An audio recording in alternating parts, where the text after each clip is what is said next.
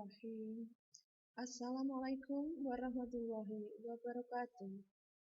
Anak-anak, selamat berjumpa dengan Ibu Tutik Wrihandayani yang akan mengampu IPA kelas 8, di mana bersama Bapak Masro nantinya. Anak-anak, COVID-19 mengajak kita untuk bergaya hidup sehat, bergaya hidup bersih, dengan selalu mematuhi protokol kesehatan, cuci tangan sesering mungkin dengan sabun, menggunakan hand sanitizer, kemudian masker, jaga jarak. Demikian juga COVID mengajak kita untuk mengubah gaya belajar kita yang dulu harus bertatap muka, sekarang harus daring. Mau tidak mau, suka tidak suka anak-anak, kita harus melakukan pembelajaran dengan cara ini. Baik, hari ini kita akan belajar tentang gerak, di mana gerak yang terjadi pada benda, kemudian pada makhluk hidup. Kali ini kita akan belajar tentang gerak makhluk hidup, spesialnya adalah gerak tumbuhan. Jadi, kita akan mengungkap secara singkat saja karena pertemuan kita terbatas, dengan mappingnya sebagai berikut. Mapping atau peta konsepnya. Gerak tumbuhan ada higroskopis, kemudian endonom, dan ketiga aksionom. Ini boleh anak-anak ubah. Aksionom dulu boleh, kemudian baru endonom dan higroskopis. Kemudian apa itu aksionom, endonom, dan higroskopis? Kemudian aksionom dibagi 3, gerak nasti, gerak tropisme, dan gerak taksis. Baik, kita akan pelajari berikut. Gerak higroskopis, anak-anak. Gerak higroskopis, higro, air ya. Maksud saya kelembapan begitu, karena air. Adalah gerak bagian tumbuhan yang disebabkan oleh perubahan kadar atau jumlah air. Contohnya, pecahnya polong atau pecahnya kotak-kotak wadah dari tanaman kacang-kacangan atau leguminosa seperti lantoro, bunga merah, kacang buncis, kacang panjang. Kemudian membukanya sporanium dari tumbuhan lumut dan tumbuhan paku-pakuan untuk mengeluarkan sporanya. Berikut gerak endonom. Apa itu? Gerak endonom adalah gerak bagian tumbuhan yang tidak diketahui penyebabnya. Dalam hal ini, yang dimaksud adalah gerak yang dipengaruhi oleh faktor dari dalam tumbuhan itu sendiri. Contohnya adalah gerak endonom ini gerak sitoplasma atau cairan sel di dalam sel tumbuhan. Selanjutnya gerak aksionom, yaitu gerak tumbuhan yang dipengaruhi oleh rangsangan dari luar tumbuhan. Macam-macamnya, gerak nasti.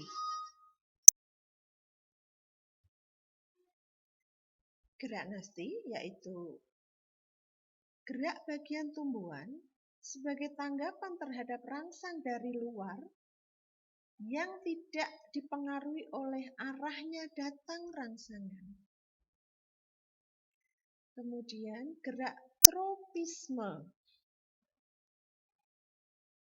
yaitu gerak bagian tumbuhan sebagai tanggapan terhadap rangsangan dengan arah gerak yang ditentukan oleh rangsang itu. Selanjutnya gerak taksis, gerak berpindah tempat maksud saya, yang dilakukan oleh organisme bersel satu, dalam hal ini mikroorganisme atau bagian dari tumbuhan. Selanjutnya, nasti. Macam-macam nasti. Ada seismonasti, niktinasti, fotonasti, kemudian saya lompati termonasti, dan terakhir nasti kompleks. Maaf, anak-anak, definisi atau pengertian dari seismonasti adalah gerak nasti yang rangsangnya berupa sentuhan. Putri malu. Bukan putri malu-maluin ya. Putri malu, ya, nama ilmiahnya adalah Mimosa pudica, akan menutup daunnya bila kena sentuhan. Kemudian niktinasti, yaitu gerak nasti yang rangsangnya berupa suasana cahaya, dalam hal ini sore atau malam hari, di saat temaram, untuk sore hari, akan kita lihat menutupnya daun majemuk tumbuhan polo. Lamtoro, kemudian flamboyan misalnya. Kemudian nasti berikutnya adalah fotonasti, gerak nasti yang rangsangnya berupa cahaya. Cahaya sinar matahari ini, yaitu membuka menutupnya bunga pukul 4, Mirabilis jalapa. Membuka menutupnya bunga pukul 9. Kemudian nasti yang berikut adalah Ibu dahulukan termonasti, gerak nasti yang rangsangnya berupa suhu, mekarnya tulip di musim semi.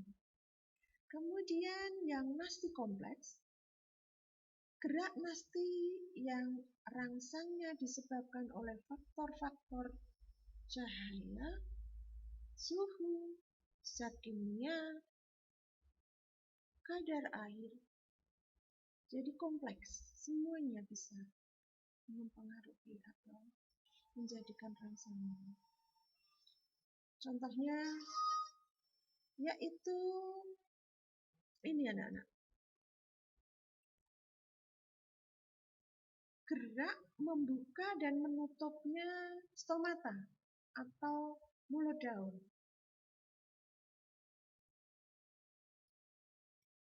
Selanjutnya tropisme.